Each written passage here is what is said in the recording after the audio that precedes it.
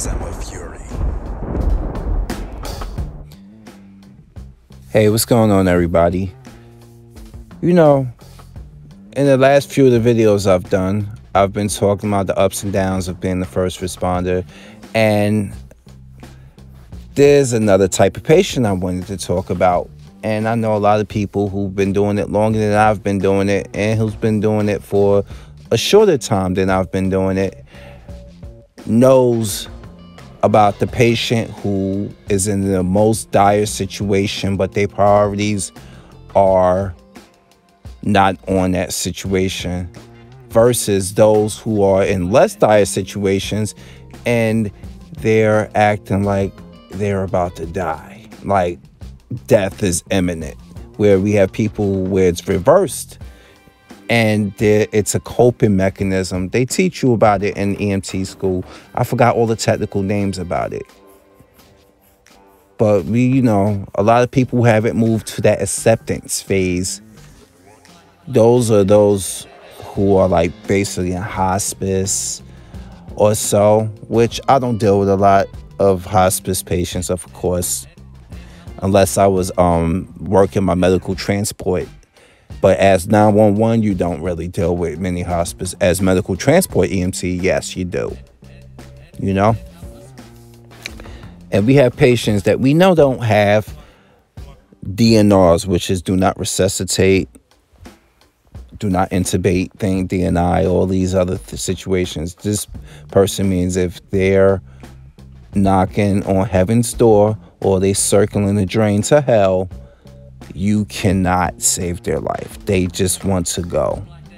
Which, I mean, that's that person's choice. I'm fine with it. My grandmother had that situation as such. All we could do was just make her comfortable until that time came. So, getting into the situation, about 2 days ago, I had a patient who had CHF, but we had no signs of no medical history because she's not in our system already. But she had audible wheezing, meaning you didn't have to put a stethoscope to her chest to hear the wheezing. She was weak. You could hear her breathing. You could tell there was fluid in there. The thing is, she was able to ambulate, but when she got too lit, she started resisting help and not allowing me and my partner to help her. It became a pride situation where you are a 70-year-old woman and you don't want our help, but you want oxygen. You're asking for oxygen, you asking for it, but you don't want us to help you. Which doesn't make any sense. This is what I'm saying. You got people who are in dire situations and they don't want the help, or they give you a very hard time and you're just wasting precious seconds and minutes. And this is what my partner had to tell her. Like, look, you asking for oxygen, right? She's like, we need you to take these steps up into the ambulance. And she's like, I'm like, take my hand, man. I'm inside the ambulance, ready to help her up, and my partner's behind her. She was bariatric. You get it? Bariatric. So we trying to get her to help, and it took a few minutes. It's like it wasn't because she couldn't move. It was because it was like talking to a 4-year-old. And once the paramedics got there, this woman's blood pressure was through the roof. She was about 300 something. And it was to the point that our manual cuff, it read beyond what our manual cuff could. So we couldn't get an accurate reading. But that diastolic, which is the lower blood pressure level, if you 140 over 140 over 90, the 140 is your systolic and your diastolic is the 90. Basically, it's like this for those who aren't in the field. You put the cuff on the arm, you amass the blood pressure, and then you gently release the air while you got the stethoscope pressed into the middle of their arm, right under the cuff. And you listen carefully to hear the first release of that blood. The systolic is that first release of the pressure and what level of the BP on the sphygmometer, sorry, it's a tongue twister, that you see. You hear you start hearing the beating of the blood rush. So let's say she clocked in at 290. It starts at the, and now you waiting to see where does it stop. And when it's clear and you hear no more of the, that's the diastolic. So whatever level that stops at is your diastolic level. So you're hearing the first one, the first sound, you're listening for the top level is the systolic, you're listening for the sound. For the second one, which is diastolic, you're listening for the silence. When does the silence exactly begin? So she was at a high level, just to say it. And heart rate was high as well. Of course, that's a given. But this isn't, we got her the help she need. We figured it was CPAP because you can hear the wheezing, meaning in the rails. Once you did listen in her lungs, she needed to get the fluid out of there. And what CPAP is a BiPAP or CPAP. CPAP usually it's constant positive airway pressure, where you're feeding a continuous flow at a high level into the person's lung to push the fluid out of their lungs into the third space, bringing them relief, bringing them the ability to breathe, the ability to speak full sentences again, bringing the blood pressure down. And they also had to find the line in her hand as well, do a little phlebotomy, looking for the veins, which some people are very hard sticks. And she was obese, so finding the vein was very hard to do. So they had to go into her hand. There's a lot of different factors. Meanwhile, she was just fighting it like she could fight it. I don't need your help type of fighting, but she's in the most dire situation in for respiratory purposes. And then you have patients without a damn splinter in their finger, and they act like it's the end of the world. And I'm sorry. We have a lot of young men out here, about half my age, a little bit, or maybe a little bit over half my age. Pussies. And I know I sound insensitive saying that, but they get dramatic with it. And they're having a stomach ache and they bent all over. Like, oh, I can't take the pain. I'm like, look, you want to get on. One dude basically was acting out in the ambulance so we can put him on the stretcher. That's it.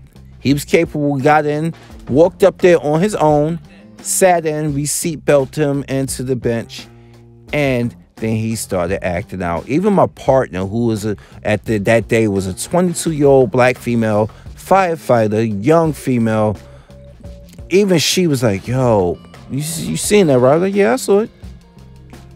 I was like, that's your age range of guys. What's wrong? I was like, this is why a lot of y'all date older men. So she was like laughing when I said that. I was like, this is why a lot of y'all date older men, because of this. Oh man. So yes, I'm not gonna ramble on too long. There's this situation. You're gonna have those patients who are going through minor life threat. It is like no life threat at all, but they make it sound so dramatic. And then you got those who are going through it and they fight you the hardest. They fight you very hard. And it's been like that for the last few shifts. We had people like that. We had one lady that was more worried. She was hypotensive, not hyper. Hypo, meaning below.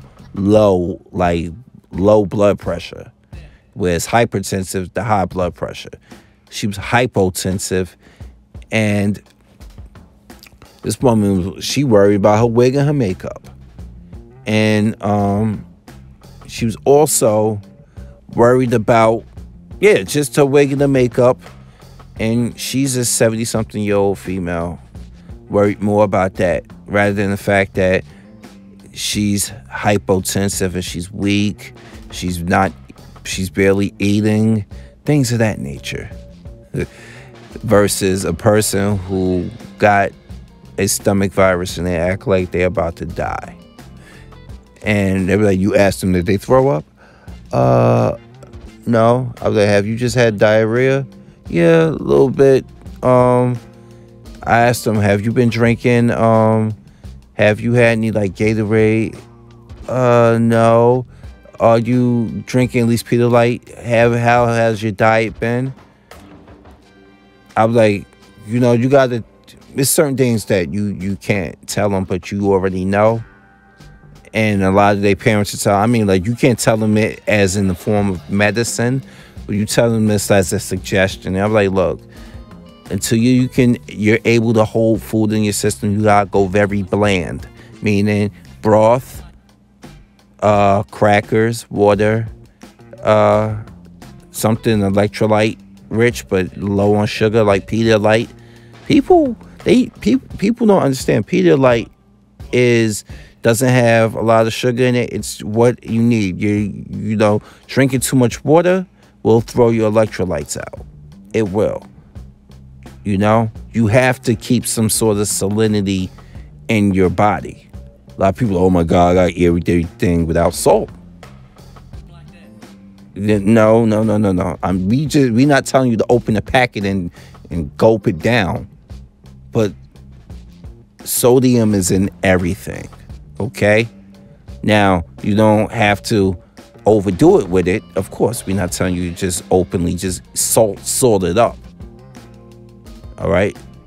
You don't have to do that. Your foods have sodium in it. And if you're not able to hold down a meal, you need another source of sodium and electrolytes. Common sense.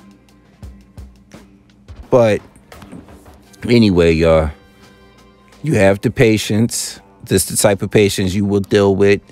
And it's crazy how it's so reversed. Priorities are so different when it comes to a person who's in a life-threatening situation. How people cope with it, how people fight and resist it, versus those who aren't in that situation, but they act like it's the end of the world. Like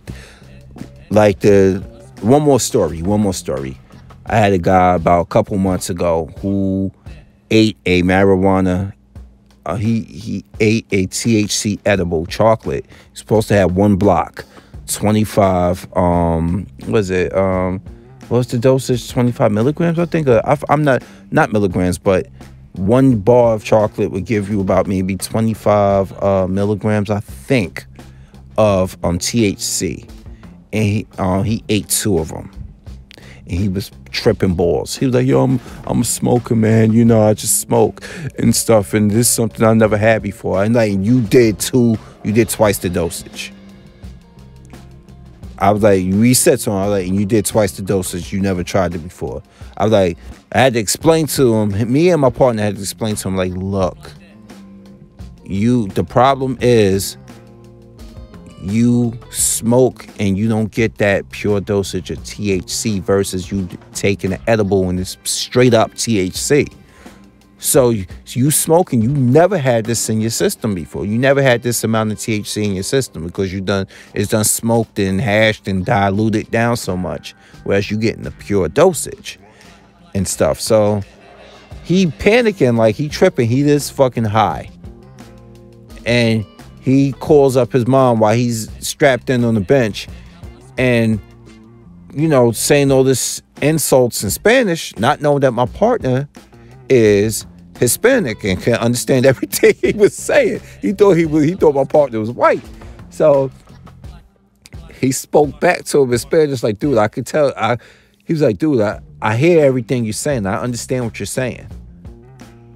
And I hear what you're telling your mother. You're going to be all right.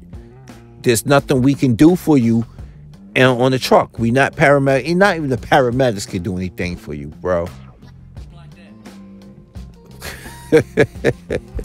I swear, you can't make this shit up. Anyway, y'all, because I'm a fury, I'm here, and now I'm out. Peace.